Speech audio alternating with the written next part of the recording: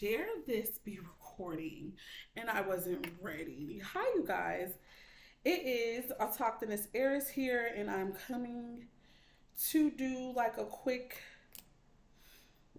discussion piece, I guess. And it's really, I guess I'm starting this particular discussion, and I will want you guys to chime in once I'm done.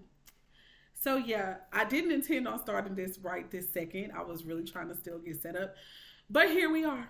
So I was watching a podcast. I really enjoy watching podcasts now and stuff like that. I was watching this podcast. It's called Marriage Be Hard with Kev on stage and his wife. And their guests, I really love that show by the way. And their guests this time excuse me, were Ty Tribbett and his wife. They talked about a lot of really um, great topics and things like that. And then there was this one part that really caught my attention, and I feel like it triggered me. And when I use the word trigger, it can be both negative or bad, but in this case, I feel like it's positive. It's what triggered me to, or inspired me to come on and make this dialogue. So here's what was said in a nutshell, and I'll be sure to I'll put the link to this particular episode that I watched in the description box below if you guys want to see that. Before I move any further, though,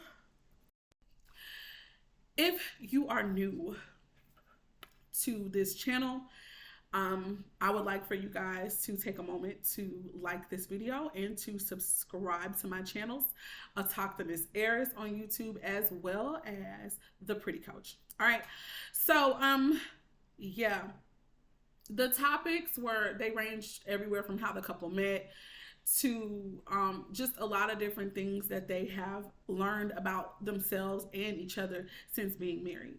Okay, beautiful testimony to me, a beautiful story. But the part that I really wanted to focus on was there was this moment where Melissa was talking, or she was setting the stage to ask a question, I think, of Ty Tribbett's wife, and her name is Shantae. And Melissa was talking about how women, in an attempt to be, perceived as a good wife, and I'm going to take it a step further and say a good woman, period. Like the stages even before you become a wife. There are women who are operating, and I was one of them. So I'm not going to sit here and act like I wasn't. I might still be one of those women right now. We are operating in this place of, one, trying to prove and validate that we are possibly wife material to people who have not yet made up their minds about us, right? And then for women who are married, they've done that. They've done, oh my God, don't spill your water, girl. They've done what they think or what they've been taught by men, if you ask me, not even women. I think a lot of the jargon, a lot of the concepts that we have even about what and who a good wife is, it has come from men first. And not to say that that's absolutely terrible. I mean, I think to a degree we need that, but I feel like that's supposed to be on an individual basis. Like that's between a man and a woman, what that man deems to be a good wife. But that's not what happened. We had pastors and preachers, and for a long time, they was only men. And they were the ones reading, the word and garnering their own perceptions and understandings about this topic. And then they taught that to either their wives and women in their congregations in church and stuff like that. And then these people regurgitated this information. Even the women took the same information back to their daughters. And this is how you get this generation of women who believe that,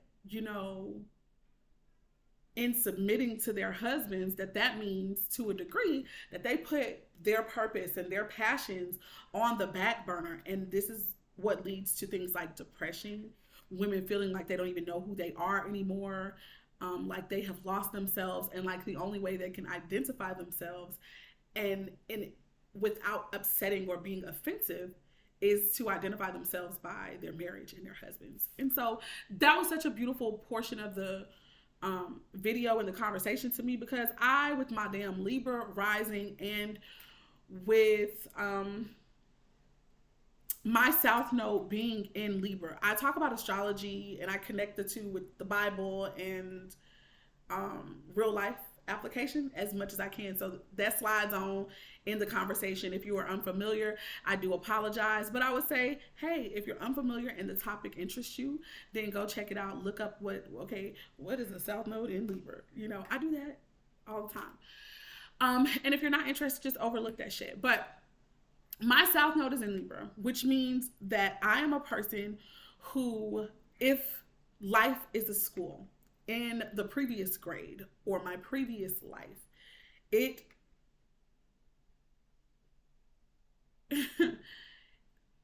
it was easy at the time, or I mastered that energy of partnership, of being maybe in a relationship, possibly with family members, friends, business partners, and even, yes, possibly a marriage, or bare minimum a committed relationship. And I mastered that, whatever that may look like. Libras are just and fair. They enjoy keeping the peace, okay? But then on a reverse side that can be perceived as negative or positive, they also tend to melt into their partners, into the business partnerships, into their friendships. They tend to go back and forth until they find their own balance. You may find a Libra to be fickle. You may find a Libra to say, oh yeah, I agree with that. And oh yeah, you know, I can understand that point too. And sometimes people can be upset with them because they genuinely can feel and see and understand both sides of the story. And for some people, that's like, you need to choose. You need to pick a side, because what is you doing? You giving real suspects. You giving real two-faced right now, but they're not. They just really can understand both sides of the story. But in being able to do that, you know, when it comes to love, oh my God, romantic love, I feel, and even friendships too, and family, just where love is really a major part of the dynamic, they will, for the sake of a connection, they will put aside usually what they want, if they feel that what they want is selfish and not for the greater good of the connection. So with that being my South Node, what I mastered now in this particular lifetime, my North Node, which is what I have to do now, what I have to put into practice and learn now and try to master now, is being about myself, being my most authentic self, not necessarily melting into somebody. And on top of that, that energy is in my 7th house in my natal chart. Well, why is that important, Jude? Why? What does that mean, really? What is significant about that? Well, my 7th house, and anybody's 7th house, tends to house the energies of partnerships, be it business or marriage, family, soul contracts, and relationships of all kinds. So my North Node, and it's in Aries as well. Aries is about self. Aries is about uncharted territory. Aries is about putting their needs first. And baby, not even asking no questions. Okay. So now that brings me to the point of why I think this portion this thing that I heard in the conversation, it was Melissa was mentioning how we request things from our partners as women, as wives. We request to be seen, to be heard, to be validated, to be allowed even to walk in our purpose, even if our purpose at one point in time was solely to serve your purpose.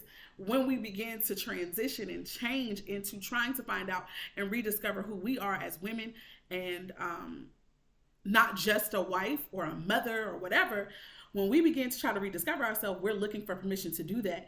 And my thing was, immediately I was triggered in a good way. And Spirit was like, girl, you need to talk about this. You need to talk about this, because here's the thing. No other, and I can't really say this for sure other than what I'm feeling in my spirit, because I've never been a monkey to my knowledge. Like, it's not in my, it's not up here that I've been a monkey before, right? Or any other type of animal or creature. But what I got was creatures, plants, animals, you know, other things that the Most High God created, they do not need validation. They do not need to request to walk in their purpose. They don't need to request to be what and or who they were designed to be. They just are. And they connect with others who understand that or who are like them. Those of us who are supposedly a higher octave or a higher level, right, when it comes to even brain functioning and all that kind of stuff, why is it that we, excuse me, it was the voice change for me. So not cute. But it was, for me, it was like, why is it that we as the supposed more evolved creatures feel the need to request to walk into our purpose? And women and men alike do this, but my focus and my heart and my ministry is to women. So that's why I'm talking about this. But you can't really talk about women without talking about men.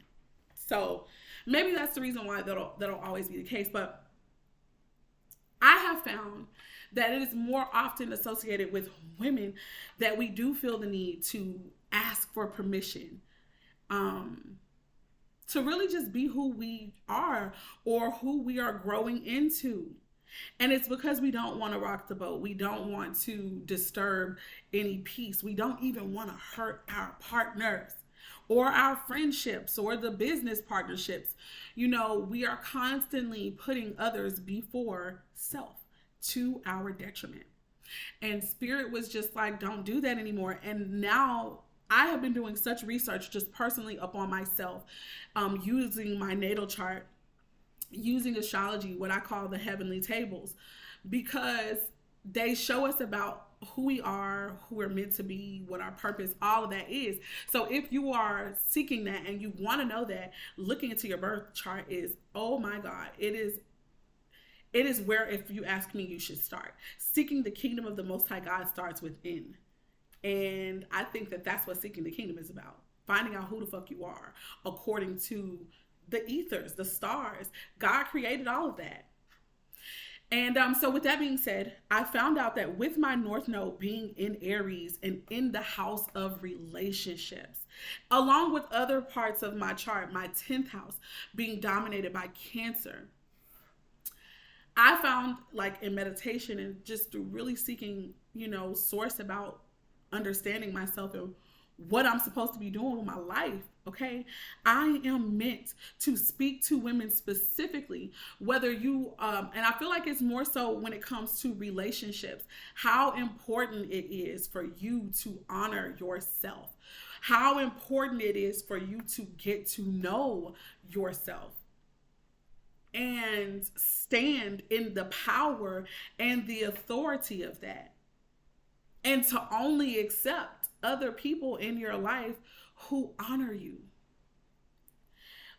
With my 10th house being in the sign of Cancer, I feel like that means that I speak to the emotions and the feelings and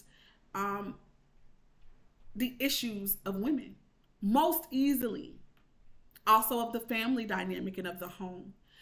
So, this is why I think that was so, like, oh my God, I was inspired, because I'm like, we don't need to be requesting. We never had to request.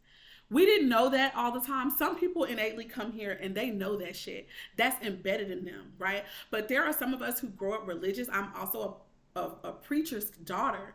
So I grew up in church. Like, we used to have a running joke when I was growing up. Me and my twin brother were born on the pew. And if we weren't, we were like some of the first people there. Okay. That's how much we spent time in service and in the church. Okay. And so that's something that religion tends to teach us, that women are subservient to men and that they are like second fiddle and second nature, but that is not the truth. Never was it the truth. That was some man's understanding and, unfortunately, misinterpretation of scripture. And I'm not here to really delve that deep into that, but that's part of the platform too, because this is the reason why a lot of my sisters, why myself, really, really struggled and sometimes still struggles with choosing myself. Because if you think that you were created specifically for men, then your identity can be wrapped up in that. And depression can happen because of that, because you feel that you're not suitable for a male, or if you find that you may be out of alignment with whoever your person is, you could somehow feel like a freaking failure. But my question would be, how could you be a failure trying to seek out your purpose, the purpose that the Most High God put into you when you incarnated here? How is that wrong to do? Okay. I argue, and I'm going to probably put a pin in it here because I don't want this to be a really long video. I argue that you are not even going to be helpful to your potential spouse if that's something that you desire to do, because it's not everyone's ministry. But if you desire to be married, you desire to be in a committed reunion, you desire to be in a committed union, you are really not going to be useful and helpful to that person until you know who you are and what your purpose is, your assignment, and even how you're meant to show up in this world. You will not be helpful. I am living proof. I am living proof of the struggle of melting into a person's idea of who I'm supposed to be versus the struggle of, this don't, like, I do want to be with the man, or I do desire to be this wife, but this is going against everything in me.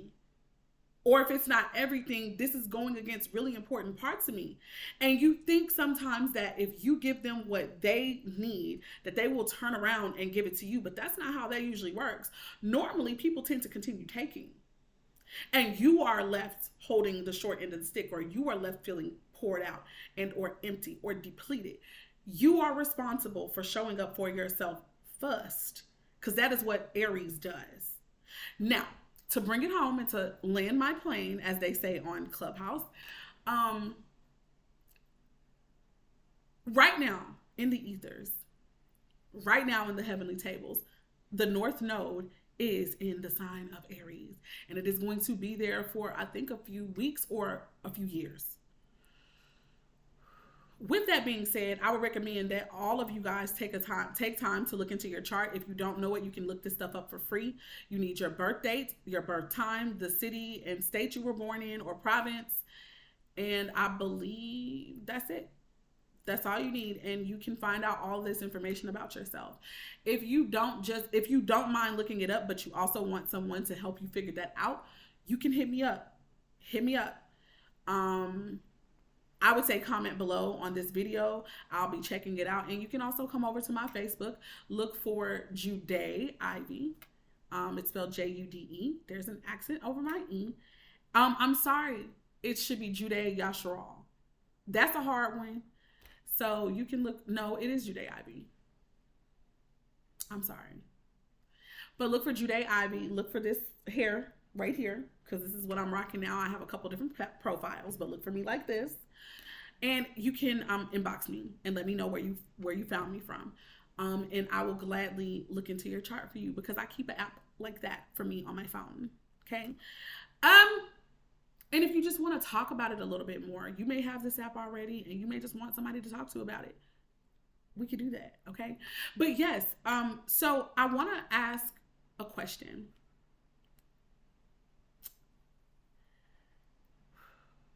And really, I'm going to really be honest. I'm really trying to think about the question right now that I want to ask based upon this subject matter, based upon this topic. Okay, thank you, Spirit, for giving me this.